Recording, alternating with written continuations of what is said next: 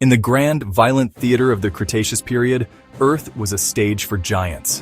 Among the most formidable were two predators separated by millions of years and vast oceans, yet both achieving a scale that continues to stagger the human imagination.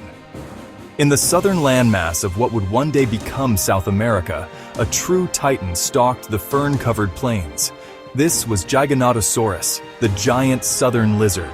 It was a carnivore of breathtaking proportions, a hunter that surpassed even the legendary Tyrannosaurus rex in sheer length. Far across the globe, in the lush, river-laced landscapes of Cretaceous North Africa, another giant held sway. This was Spinosaurus, the spine lizard. It was, by current scientific understanding, the largest carnivorous dinosaur ever to walk the Earth. These two magnificent animals were separated by about 10 million years of evolution and the formidable barrier of an ancient ocean. They never met. Yet the power of scientific discovery allows us to bridge that impossible gap. If fate had somehow brought these two prehistoric titans together, who would have emerged victorious? When we place these two giants side by side, the differences in their design for dominance become immediately clear. Giganotosaurus was the embodiment of a classic large theropod, but amplified. Stretching up to perhaps 13 meters or 43 feet and weighing an estimated 7 to 8 tons, it was a mountain of muscle and bone built for terrestrial warfare. Its massive skull, nearly as long as a person is tall, was armed with long, blade-like teeth. Spinosaurus presents a completely different, almost alien silhouette. It was longer still, potentially reaching an astonishing 15 meters or 50 feet. It had a long, crocodile-like snout filled with conical teeth. Their respective habitats were as different as their bodies. Giganotosaurus roamed the warm, semi-arid plains of Cretaceous Argentina, crossed by herds of immense, long-necked sauropods like Argentinosaurus. Spinosaurus inhabited the sprawling river systems of what is now North Africa. Giganotosaurus was an apex predator in a world defined by terrestrial titans. Its powerful legs would have carried it across great distances in pursuit of these colossal herbivores. Spinosaurus was the king of this aquatic kingdom, a creature as comfortable in the water as it was on land. Its prey was not giant sauropods, but enormous fish, some the size of cars. Its unique adaptations were not for chasing down prey on open plains, but for ambushing and overpowering victims in the murky depths of its river home. Let us imagine our first scenario, a neutral battleground. A wide, sun-baked floodplain, far from the deep river channels that are Spinosaurus's preferred territory. Perhaps a migrating Spinosaurus has wandered too far inland in search of new waterways. Here, on solid ground, the advantages begin to tilt in favor of the Giganotosaurus. It stands taller at the hip. It has a lower center of gravity. It has immensely powerful legs designed for stability. Those legs drive forward propulsion. The confrontation begins.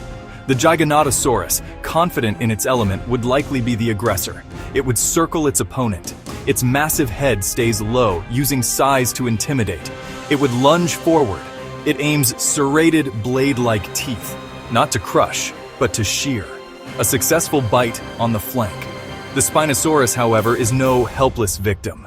It remains a colossal predator. Its long arms, with menacing three-fingered claws, are potent at close quarters. Despite its power, the Spinosaurus is at a disadvantage on this terrain. Its legs are shorter and less robust.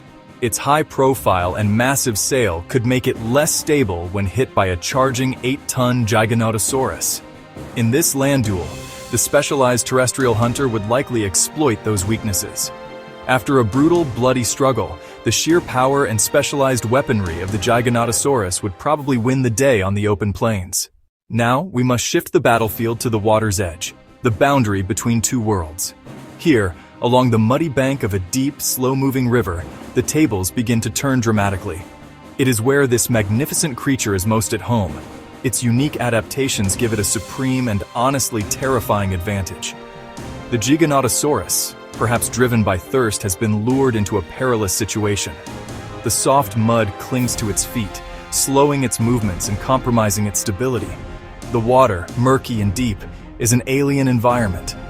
The Spinosaurus would not seek a direct confrontation on the bank. Instead, it would use the water as its greatest weapon, its dark form hidden beneath the surface. From here, it could stalk the Giganotosaurus. It might lunge from the depths, its conical teeth sinking into a leg of the Giganotosaurus, attempting to drag the land-based giant off balance and into the deeper water. Once in the water, the Giganotosaurus would be in grave peril, would be clumsy and inefficient for swimming. The Spinosaurus, by contrast, is in its element. The king of the land cannot hope to defeat the emperor of the river in its own court. As we pull back from these speculative battles, the most important truth remains. Giganotosaurus and Spinosaurus were never rivals. They were separated by continents and by a gulf of about 10 million years. The dramatic confrontations we imagine are products of human curiosity enabled by the fragments of a lost world that science has painstakingly pieced together. These fossils allow us to resurrect these animals in our minds. Each of these predators was a pinnacle of evolution. Giganotosaurus was the ultimate expression of the giant carnivore lineage in South America. It was exquisitely adapted to hunt the largest land animals that have ever lived. It was the undisputed ruler of its ecosystem. Likewise, Spinosaurus was the master of its own watery kingdom in North Africa. It evolved a suite of traits seen in no other large theropod. It was perfectly designed to exploit the rich bounty of its riverine environment. It was the sovereign of the swamps. In the end, the question of who would win has no single answer. On the plains, the Giganotosaurus holds the advantage. In the water, the Spinosaurus is supreme. Neither was better than the other. They were both masters of their own worlds. They were both true rulers, kings of their respective prehistoric castles.